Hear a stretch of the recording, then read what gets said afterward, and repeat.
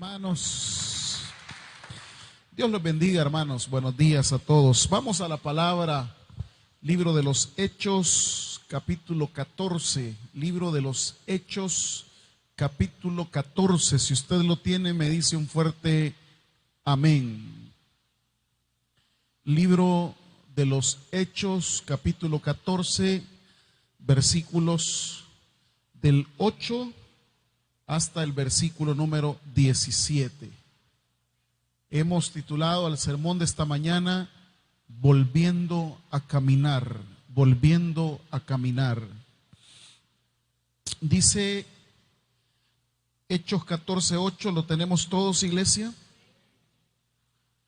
Dice la escritura: y cierto hombre de Listra estaba sentado imposibilitado de los pies, cojo de nacimiento, que jamás había andado. Este oyó hablar a Pablo, el cual, fijando en él sus ojos y viendo que tenía fe para ser sanado, dijo a gran voz: levántate derecho sobre tus pies. Y él saltó y anduvo. Entonces la gente, visto lo que Pablo había hecho, alzó la voz diciendo en lengua licaónica: dioses bajo la semejanza de hombres han descendido a nosotros. Y a Bernabé llamaban Júpiter y a Pablo Mercurio, porque este era el que llevaba la palabra. Y el sacerdote de Júpiter, cuyo templo estaba frente a la ciudad, trajo toros y guirnaldas delante de las puertas, y juntamente con la muchedumbre quería ofrecer sacrificios. Cuando los oyeron los apóstoles Bernabé y Pablo, rasgaron sus ropas y se lanzaron entre la multitud dando voces y diciendo: varones, ¿por qué hacéis esto? Nosotros también somos hombres semejantes a vosotros, que os anunciamos que de estas vanidades os convirtáis al Dios vivo, que hizo el cielo y la tierra, el mar y todo lo que en ellos hay. En las edades pasadas Él ha dejado a todas las gentes andar en sus propios caminos, si bien no se dejó a sí mismo sin testimonio, haciendo bien, dándonos lluvia del cielo. ¿Y qué dice, iglesia? Tiempos fructíferos, llenando de sustento y de alegría nuestros. Padre, esta mañana nos acercamos a esta palabra, Dios. Todos los que aquí estamos queremos vivir estos tiempos fructíferos. Queremos llenarnos de sustento y de alegría, como el pasaje dice. Pero sin embargo, hay un impedimento. Sin embargo, hay un pero que no nos deja caminar, que no nos deja dar un paso, que no nos deja dejar el pasado. Permítanos, Dios, que esta palabra nos levante, nos haga saltar y podamos ver tu gloria sobre nuestras vidas. Todo te lo pedimos en el nombre de Jesús. Amén. Siéntense, amados hermanos. El libro de los Hechos es la segunda parte de el Evangelio de Lucas. Dicho de otra manera, en el inicio era un solo libro. No había diferencia entre el Evangelio ni el libro de los Hechos. Posteriormente, cuando se hizo el canon del Nuevo Testamento, fueron divididos. La primera parte de este libro se le llamó Evangelio de Lucas, y la segunda parte de este libro se le llamó Libro de los Hechos. y le llaman libro de los Hechos de los Apóstoles. En realidad no debería llamarse Hechos de los Apóstoles, porque los hechos que ahí se narran no necesariamente fueron hechos por hombres. Los hechos que ahí se narran fueron hechos por el poder de Dios obrando a través del Espíritu Santo. Por eso es que cuando estudiamos el libro de los Hechos tendrá cierta similitud en la manera de explicar, en los términos que ocupa, en los verbos que ocupa, en todo lo que tiene que ver con el Evangelio. Y eso es importante fijarlo en la mente. No se puede prescindir del Evangelio de Lucas cuando se estudia el libro de los Hechos. El texto que esta mañana hemos tomado, amados, nos narra a un hombre paralítico. Ya con anterioridad, el libro de los Hechos nos ha presentado a otro paralítico. ¿Cuál es el otro paralítico que presenta el libro de los Hechos? A ver, lectores bíblicos, ¿cuál es el otro paralítico en los primeros capítulos del libro de los Hechos? El paralítico que está en el templo, en la puerta de la Hermosa. ¿Se recuerdan? ¿Sí se recuerdan o no se recuerdan? Entonces, ahí ya tenemos cómo es que el primer relato de un paralítico, atención a esto, el libro de los Hechos lo va a presentar que está a la puerta a una de las puertas del templo. Y también este paralítico de Hechos capítulo 14 también se encuentra en otro templo, porque dice el versículo 13, léanlo conmigo. Y el sacerdote de Júpiter, cuyo, ¿qué cosa? Cuyo templo estaba, ¿dónde, iglesia? Estaba frente a la ciudad. Ojo a esto. El paralítico de los primeros capítulos del libro de los Hechos está en el templo de Jerusalén. Este paralítico está en el templo en Listra. ¿Cuál es la ciudad que ahí aparece en el versículo 8? Cierto hombre de Listra. Listra es lo que ahora es la actual Turquía, pero que en esa época era una colonia o una ciudad romana en donde había un templo dedicado al dios Zeus. Esa era la característica de Listra. Eso era, digámoslo, una de los atractivos de esa época, que la gente cuando iba a Listra, dice ahí la escritura, que el templo quedaba frente a la ciudad. ¿Están aquí conmigo, hermanos? Y es aquí donde quiero comenzar con la enseñanza de esta mañana. Dice el versículo 8, vamos a leer dos frases. Cierto hombre de Listra estaba, dos cosas, sentado, imposibilitado de los pies. La traducción no es tan correcta que digamos desde el griego. Porque ¿cómo puede sentarse alguien que está imposibilitado de los pies? No como las sillas que nosotros tenemos ahora.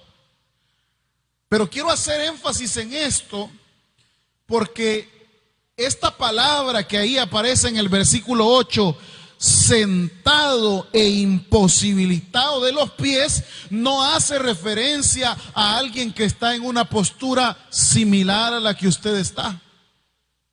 Usted está sentado, pero ¿le funcionan los pies, sí o no?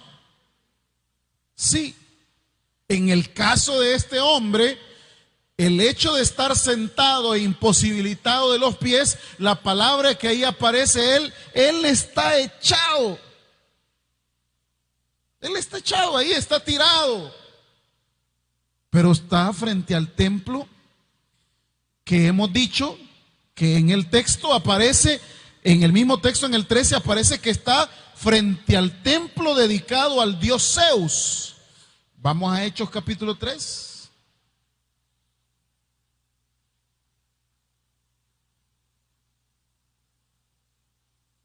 ¿Lo tienen conmigo?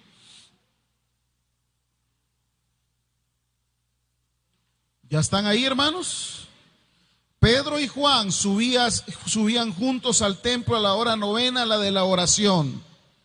Y era traído un hombre cojo de nacimiento, a quien ponían, la palabra es a quien echaban cada día a la puerta del templo, que se llama La Hermosa, para que pidiese limosna de los que entraban en el templo. Hay dos paralíticos, hay dos hombres echados.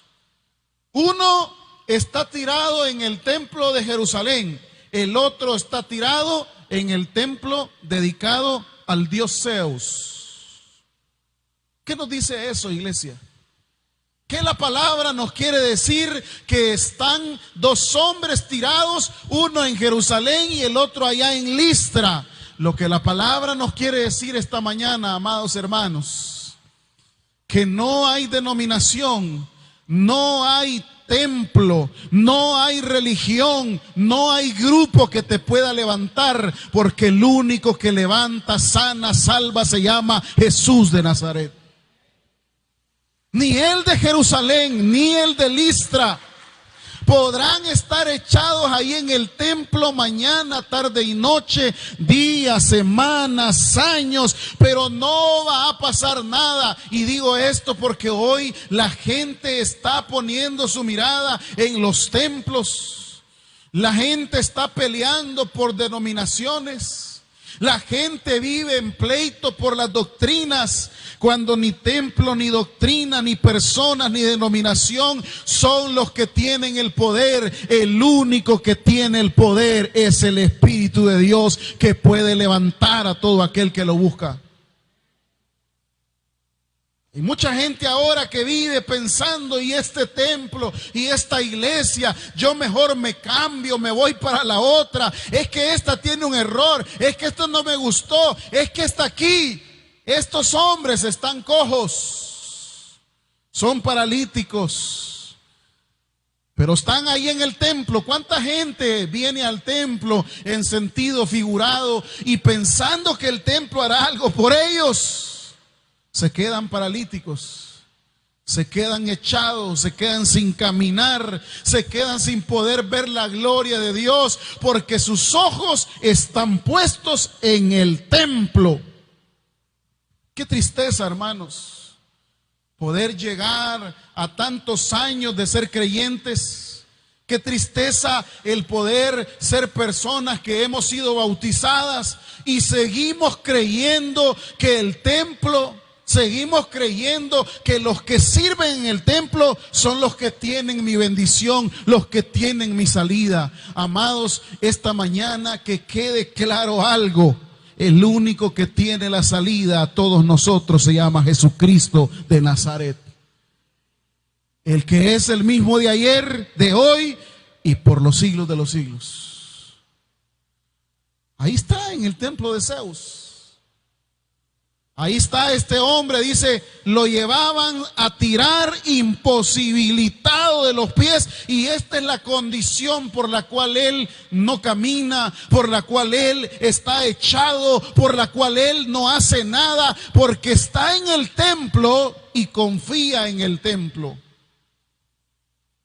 Y es tanta la confianza que estos tenían en el templo, que cuando ven la gente ahí de Listra, cuando ven que ha sucedido un milagro, en lugar de darle la gloria a Dios, mire cómo dice el texto,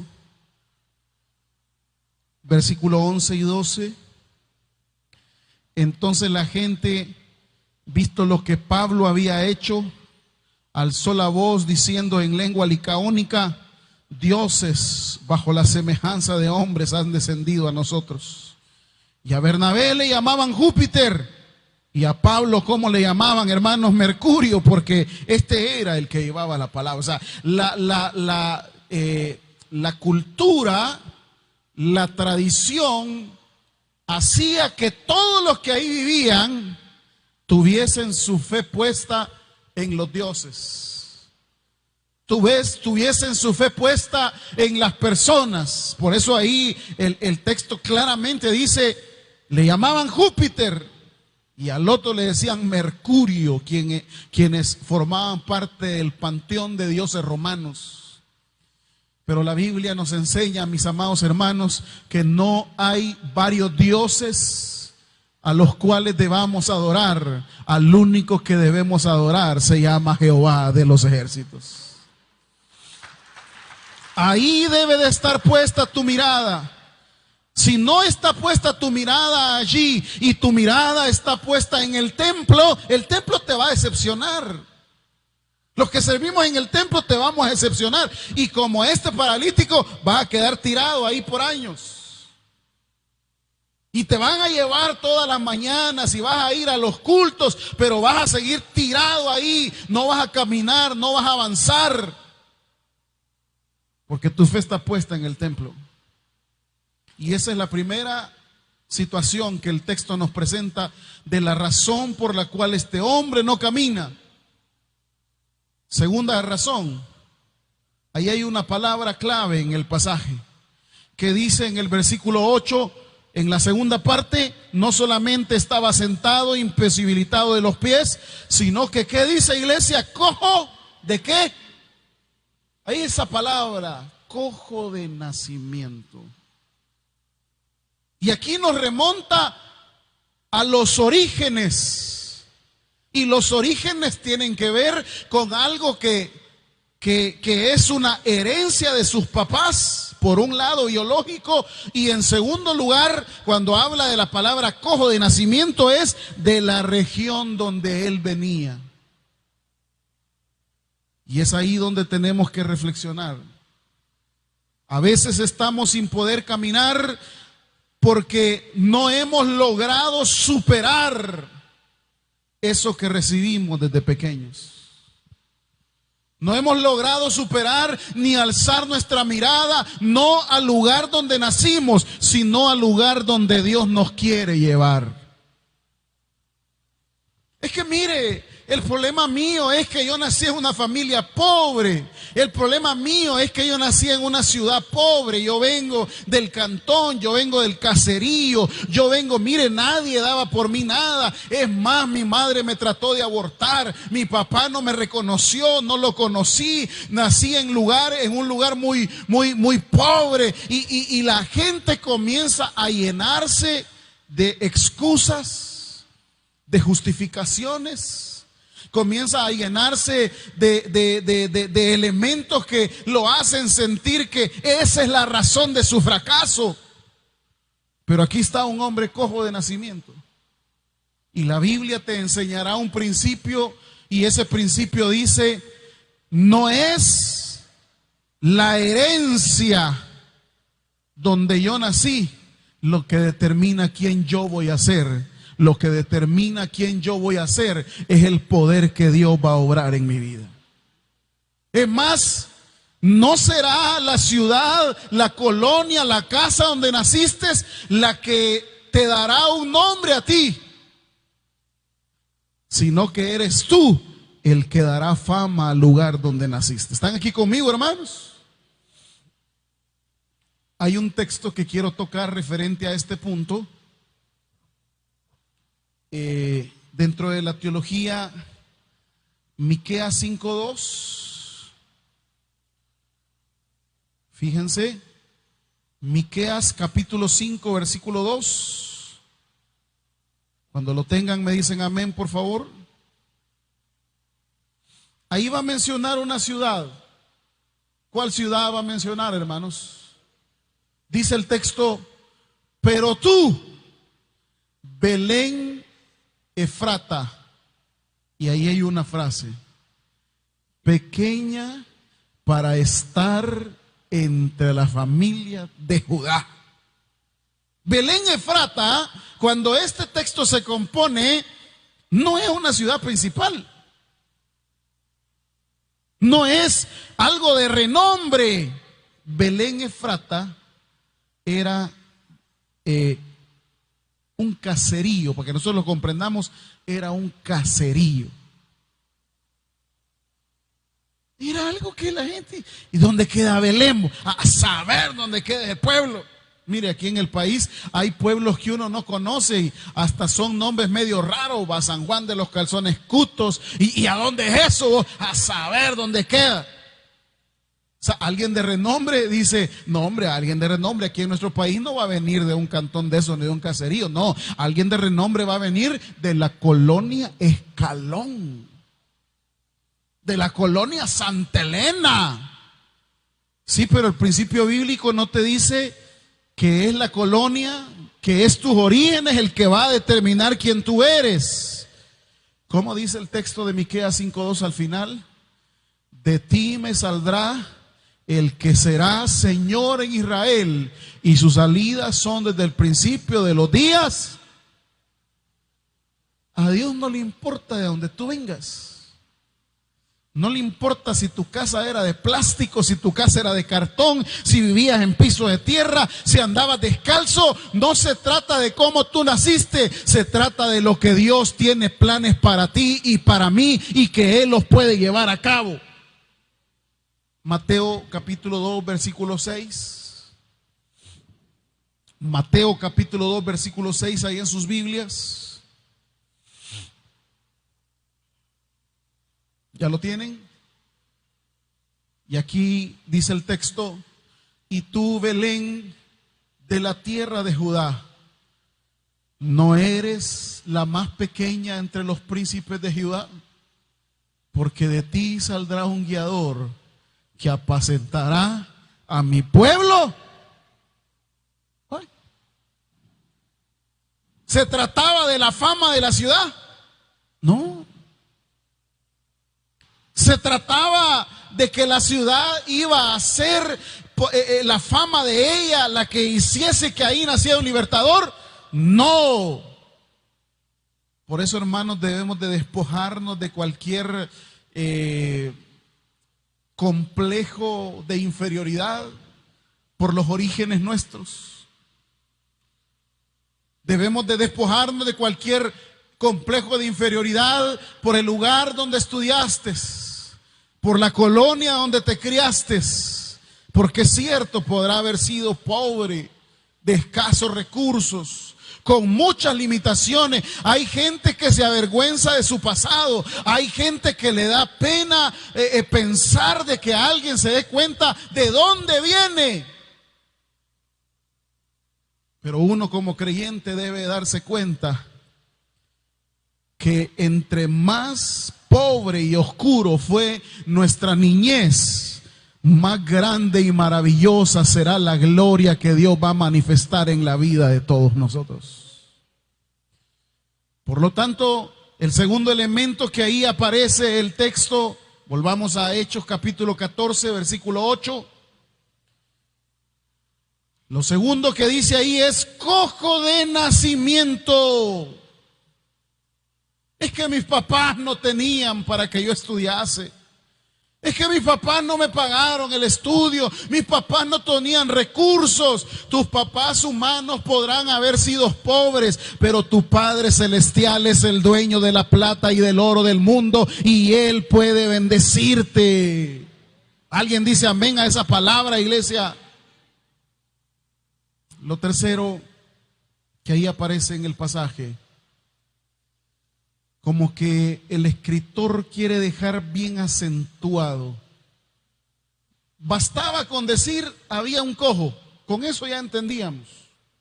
O alguien que está echado, ya estuvo. Pero el escritor acentúa y dice una tercera expresión en el versículo 8. Ya dijo sentado, imposibilitado de 2 pies, primera expresión. Segunda expresión, cojo de nacimiento. Y todavía lo remacha y dice que jamás había. Tercera expresión de la causa de su invalidez. Nunca ha dado un paso por sí solo. Siempre son los demás los que lo han cargado. ¿Están aquí conmigo, hermanos? La causa de su invalidez es que siempre depende de... No podía moverse por sí mismo, no podía caminar una cuadra, no podía moverse, sino que siempre eran otros los que lo chineaban. No podía dar un paso por sí solo. ¿Cuántos de los que aquí estamos no podemos dar un paso por nosotros solos? Siempre dependiendo de la familia, siempre dependiendo de las amistades, siempre dependiendo de esto, de lo otro, de aquello. Cuando el creyente debe de saber que su única dependencia debe de ser del Rey de Reyes y Señor de Señores. Por lo tanto, si tú estás aquí esta mañana y todavía no has dado ese paso por sí mismo, hoy la palabra te dice que aunque tengas miedo, que aunque sintas que te caigas, pero que tenés que comenzar a andar por sí solo, pero si te caes, el que te va a sostener es el Dios Todopoderoso al cual servimos y adoramos.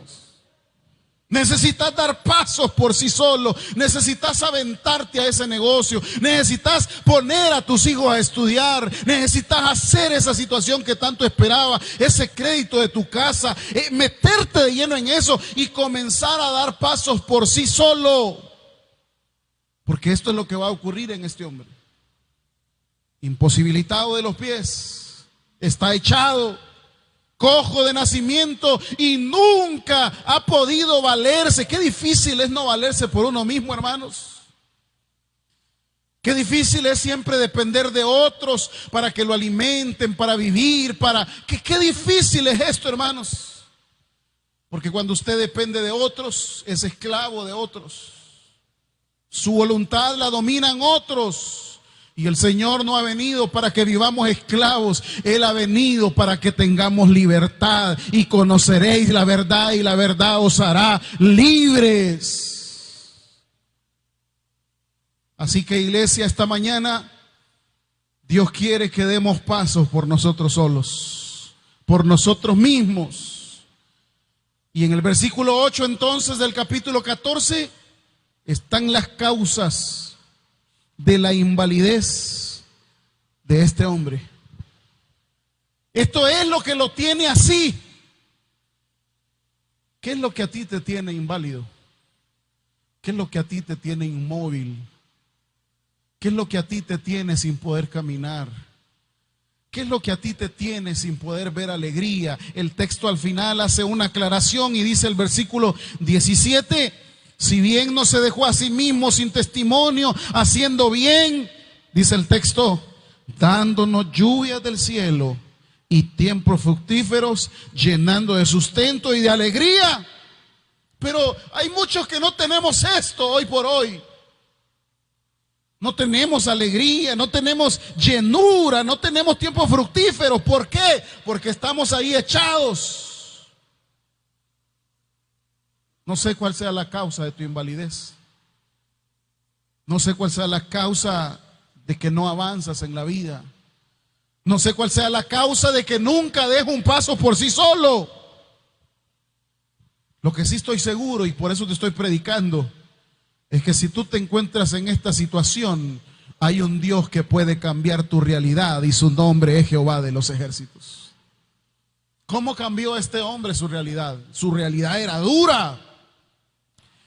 Su realidad era una realidad complicada. Todos los días depender de alguien, todos los días vivir con la frustración que desde nacimiento había sido así, todos los días estar dando lástima. ¿Hasta qué? ¿Puede repetir conmigo eso? ¿Hasta qué? Y aquí viene lo que este hombre hizo y que lo que nosotros también debemos hacer. Si queremos cambiar esa realidad, si queremos que vengan tiempos fructíferos, si queremos que Dios llene nuestro corazón de sustento y de alegría. ¿Quiénes quieren eso, iglesia? Entonces veamos qué hizo este hombre. Dice el versículo número 9. ¿Cuál es el primer verbo que ahí está? Y ¿qué dice, hermanos? oyó hablar a Pablo. Si quiere, póngame otra versión, hermanito, si es tan amable, porque el verbo oír no es lo mismo que el verbo escuchar. Yo oigo sonidos. Estoy oyendo un carro que arranca, estoy oyendo que va caminando, eso oigo. Pero escucho solo aquello que me interesa, solo aquello que me importa. Y dice el pasaje que la primera cosa que hizo este hombre para cambiar su realidad fue escuchando. ¿A quién, iglesia? A Pablo. ¿Y qué es lo que Pablo predicaba? ¿Qué Pablo predicaba, iglesia? La palabra. Si yo quiero cambiar mi realidad de invalidez, yo a partir de hoy debo de ponerle atención, debo de escuchar la voz de Dios y hacer que mi fe crezca a través de escuchar ¿qué cosa? La palabra. Se los digo con un texto bíblico.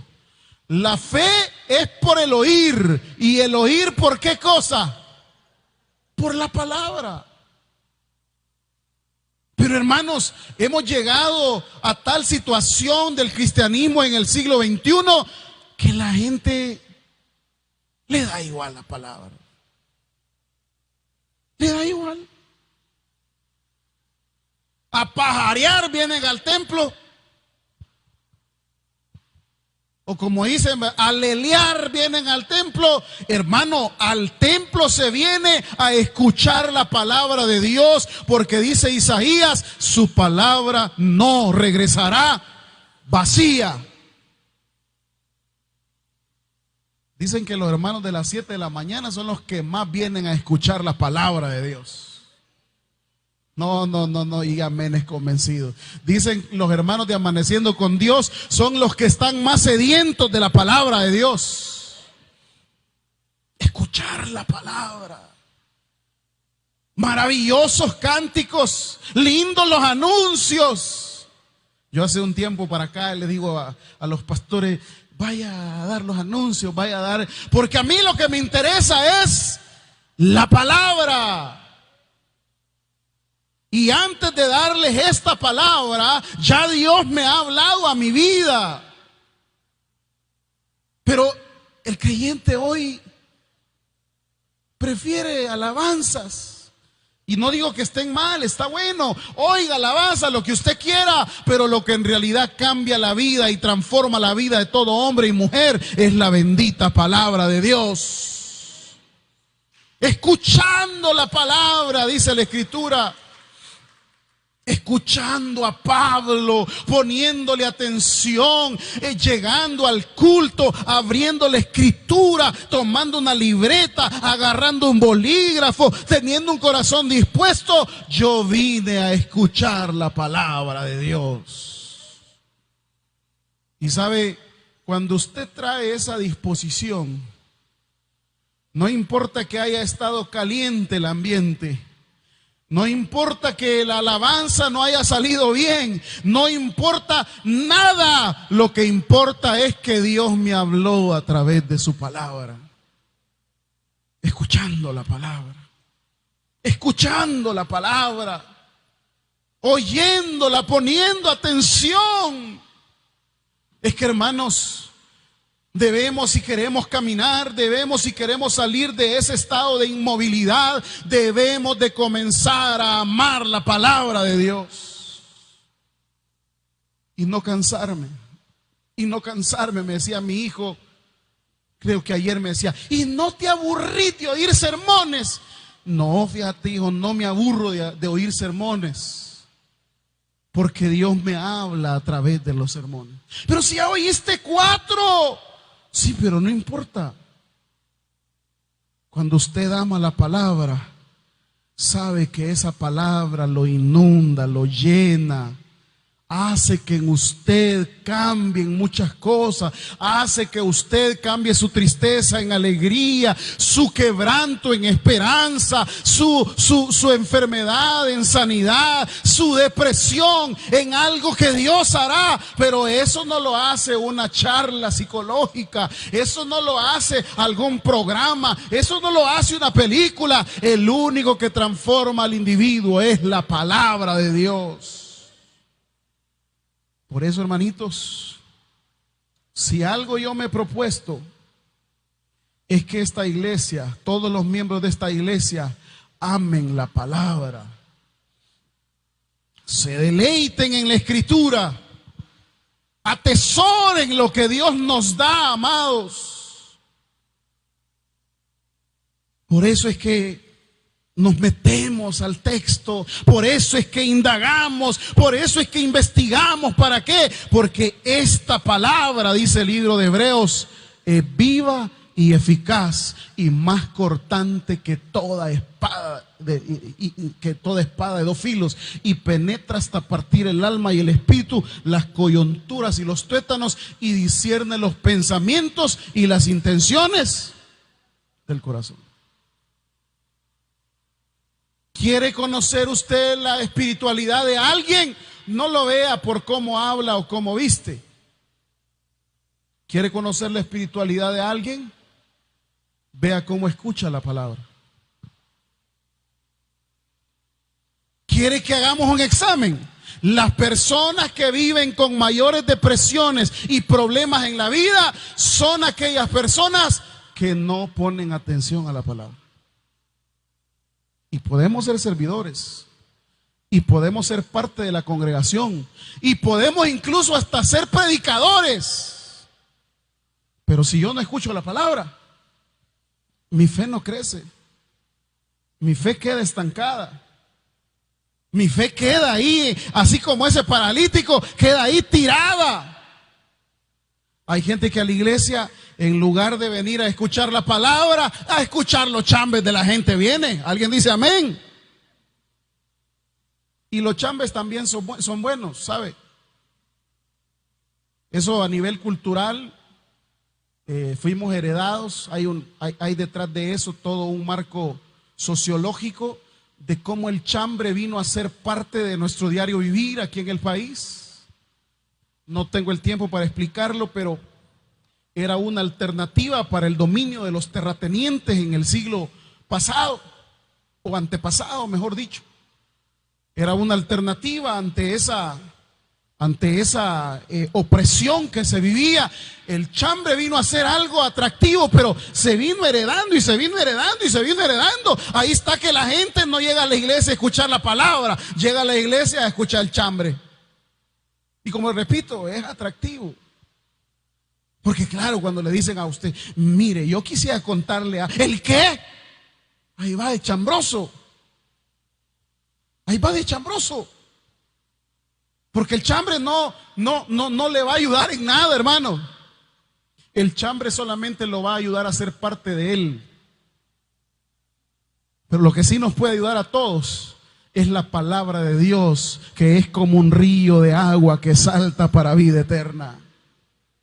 Por lo tanto, hermanos del culto de las 7, amen la palabra, amen la escritura, amen los sermones, vengan a escuchar. Si vienen al culto, está bien, tómense su café, échense sus pupusitas, diviértanse un ratito aquí en la iglesia maravillosa que Dios nos ha dado, pero por sobre todas las cosas, vengan a oír y a escuchar la palabra de Dios. Tenemos problemas grandes en la iglesia, líderes, servidores. Y le decía el otro día en una reunión a los pastores, el problema es que toda esta gente problemática, ¿sabe cuál es el problema? Nunca escucha palabra. Ahí está. ¿Y sabe qué es lo peor? Que uno les aconseja y le dice, mire, vengan a oír la palabra, y se enojan con uno, hermano. Ay, viejo metido, ay, yo voy a hacer con mi vida lo que ey, si no es para mí, yo oigo la palabra, yo leo la palabra, yo atesoro la palabra. Si te estoy diciendo eso es porque a ti te conviene. No es por molestarte. Es para que cambies ese estado de invalidez que tienes. Escuchaba usted, mire, usted no puede salir de esta iglesia, de cada culto. Usted no puede salir igual que como vino. Cada vez que salga de esas puertas y terminó un culto, usted pregunte qué es lo que Dios me enseñó a través de su palabra. Si usted no aprende nada, por favor no vuelva nunca más. ¿Oyó lo que le dije? Si usted viene a un culto a esta iglesia y no aprende nada, no vuelva nunca más. Porque entonces hemos convertido la iglesia en un circo, en un teatro. Y la iglesia no es eso, hermano. La iglesia es un lugar para proclamar la palabra de Dios.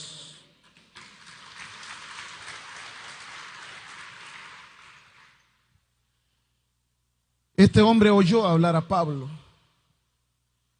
Lo segundo, dice ahí el pasaje, el cual, fijando en él sus ojos y viendo que tenía fe para ser sanado. ¿Qué hizo diferente a este hombre? ¿Por qué Pablo fijó su mirada? Había mucha gente ahí, ¿sí? Había varias gente ahí, pero Pablo fijó en él sus ojos y dijo, este tiene fe para ser sanado. Les dije que el libro de Hechos siempre hay que leerlo ¿con qué evangelio? ¿Con qué evangelio, iglesia? Porque comparten las mismas frases, los mismos verbos. Y esta expresión que aparece en Hechos y dice, fijando en él sus ojos y viendo que tenía fe para ser sanado, es la misma expresión. Y ahora le voy a pedir que vayamos a Lucas 5. ¿Están aprendiendo algo, hermanos? Lucas capítulo 5, versículo 17. Versículo 20, esta es la frase. Primero le voy a hacer referencia a la frase. Allá en Hechos 14 dice, fijando en él sus ojos, poniendo su mirada en él. ¿Qué dice el 5:20 de Lucas? ¿Qué hizo Jesús? Al ver él, ¿qué cosa? La fe de ellos. Misma expresión. Volvamos a Hechos capítulo 14, versículo 9. Fijando en él sus ojos y viendo que tenía fe para ser sanado. Pero es que de nuevo surge la pregunta, ¿y qué tenía él que no tenían los demás? ¿Sabe qué tenía él? La disposición. ¿Puede repetir conmigo eso? ¿Qué tenía él? La disposición. Quizás todos los que estaban ahí, todos estaban con cara de guante, ¿va? Viendo que criticar, viendo que... Pero él tenía la disposición. ¿Cómo viene usted a escuchar la palabra? ¿Dispuesto? ¿Humilde? ¿O viene a criticar? Sí, mira, ahí se equivocó. Sí, mira, sí, tiene razón, los humanos nos equivocamos. Cometemos errores, cometemos yerros, pero la que nunca falla es la palabra, hermano. Y Pablo vio a este hombre, yo no sé, me pongo a imaginar. Quizás este hombre cuando oía a Pablo, su corazón se estremecía, comenzó a llorar y a saber que ese evangelio que Pablo predicaba lo iba a transformar.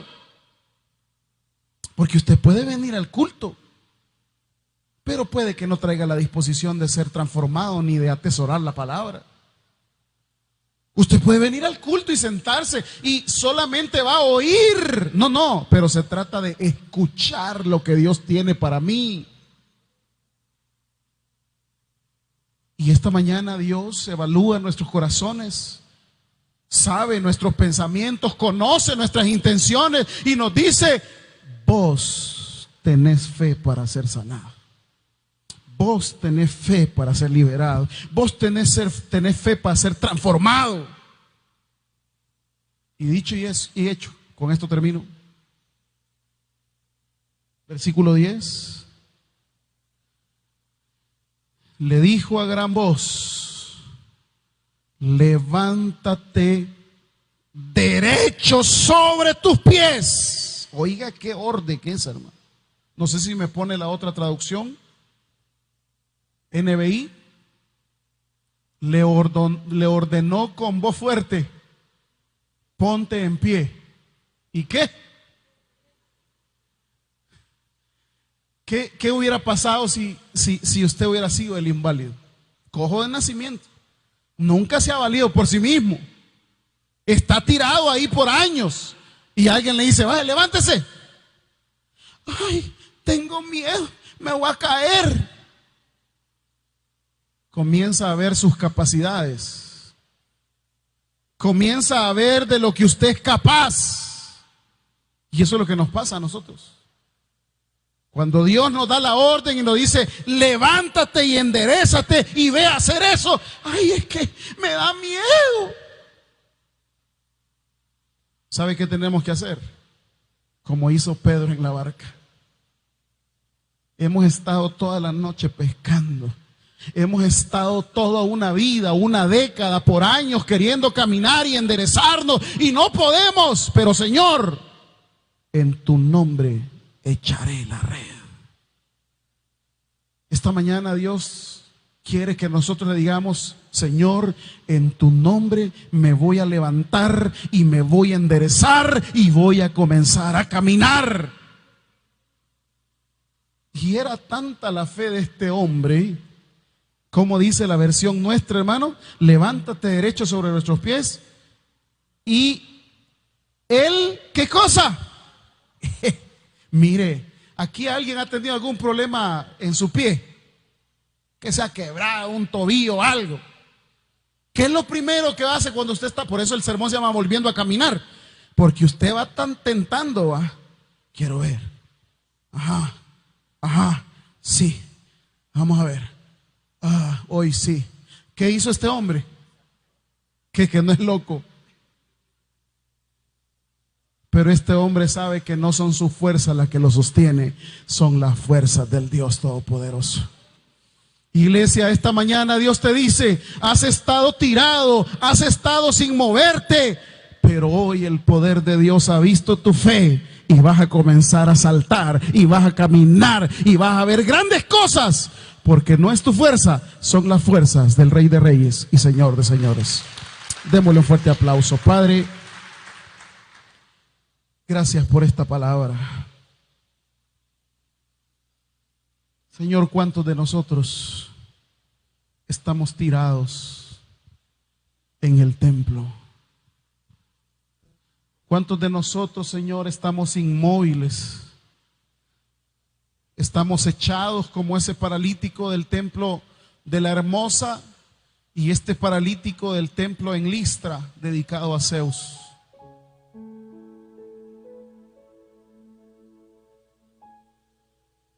Creemos que el templo va a hacer algo por nosotros. Creemos que los hermanos van a hacer algo por nosotros. Qué equivocados estamos. El único que puede hacer algo por nosotros eres tú, Señor.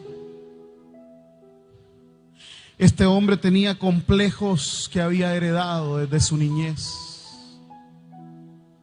Y este hombre jamás había dado un paso por sí solo. Iglesia, si tú te sientes estancado, si tú te sientes que no avanzas, ¿por qué no te pones de pie y me dejas orar para que Dios te afirme los pies esta mañana? Ponte de pie. Toda la iglesia tiene sus ojos cerrados, pero todos aquellos que queremos caminar, pónganse de pie. Póngase de pie, no tenga ningún temor. Queremos que Dios afirme nuestros pies. Queremos que Dios nos sostenga. Queremos que Dios nos haga avanzar. Eso lo hará Dios. Pero lo que tiene que ver con nosotros es escuchar la palabra, atesorar la palabra y tener fe. Y tener fe así como este hombre aventado. Solo le dijeron: enderézate y levántate. Y él, en lugar de dar pasitos, dio un salto. Qué fe de este hombre. ¿Cuál es el salto que tú vas a dar? ¿Cómo vas a comenzar a caminar? Padre, bendice a cada hermano que está aquí puesto en pie, a cada hermana. Porque reconocemos, Dios, la necesidad de que tú nos levantes. Levántanos de nuestra invalidez, Señor. Levántanos de ese lecho en que estamos. Que podamos comenzar a caminar en todas las áreas que se nos han estancado. Y si usted conoce esta alabanza, dígale al Señor: Él me levantará. Él me levantará. Cántele de corazón al Señor esta mañana y dígale: Él me levantará.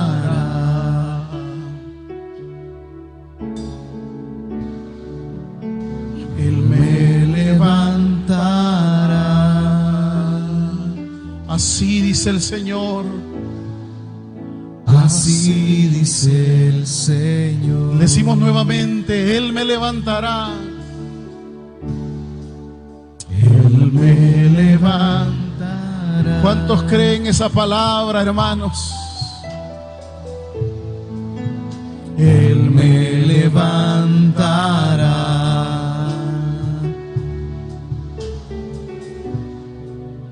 Él me levantará.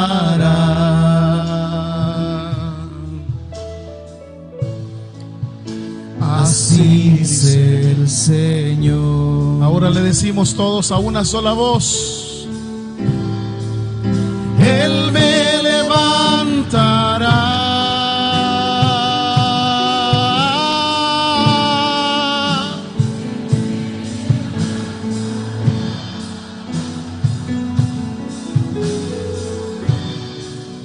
En sus manos me sostendrá.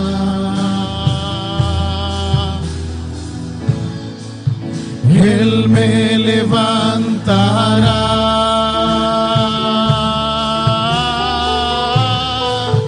Él me levantará.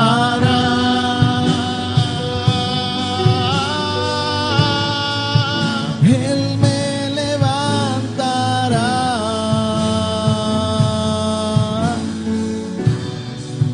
En sus brazos me sostendrá.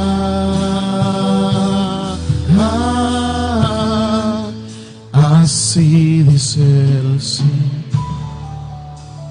Eso es lo que te dice el Señor, iglesia, esta mañana. Yo te quiero levantar de donde tú estás, ahí donde estás postrado, ahí donde estás aventado. Él te quiere levantar, iglesia. Pueden tomar asiento, hermanos. Quiero invitar, si hay alguna persona que quiera dar ese primer paso de fe y quiere aceptar a Cristo, levante su mano ahí donde está. ¿Habrá alguien esta mañana que quiera aceptar al Señor? Dice la Biblia: a los suyos vino y los suyos no le recibieron, mas a todos a los que le recibieron, a los que creen en su nombre, les dio potestad de ser hechos hijos de Dios. ¿Habrá alguien que quiera recibir a Cristo? Mientras cantamos esta alabanza, invitamos a las personas. Tu gracia me visitó, sanando mi corazón. Mi casa se iluminó De tu luz. hablaste a mi corazón, tu voz me dio dirección, camino al amparo de tu luz. Tú cuidas de mí, tú velas por mí, tú vives en mí. Tú mi seguridad, mi fuente de paz, tú das de mí. Tú cuidas de mí, tú velas por mí, tú vives en mí. Tú mi seguridad, mi fuente de paz, tú cuidas de mí. Padre, gracias te damos en esta mañana por tu palabra. Queremos, Señor, que siga fluyendo esta palabra, Dios. Bendícenos y bendice desde ya el culto de las 10 de la mañana, el evangelismo, todas las actividades que hay preparadas aquí en tu templo, porque todo te lo pedimos en el nombre de Jesús. Y toda la iglesia dice amén. El predicador ha finalizado el mensaje. Es hora que recibas a Jesús como tu único y suficiente Salvador personal. Hazlo de la siguiente manera. Señor Jesús, yo te recibo hoy como mi único y suficiente Salvador personal. Creo que eres Dios, que moriste en la cruz por mis pecados y que resucitaste al tercer día. Me arrepiento, soy pecador, perdóname, Señor. Gracias doy al Padre por enviar al Hijo a morir en mi lugar. Gracias, Jesús, por salvar mi alma hoy. En Cristo Jesús, mi Salvador. Amén. Si has hecho la oración con todo tu corazón, te damos la bienvenida a la familia de la fe. La Biblia dice en Juan capítulo 1, versículo 12, mas a todos los que le recibieron, a los que creen en su nombre, les dio la potestad de ser hijos de Dios.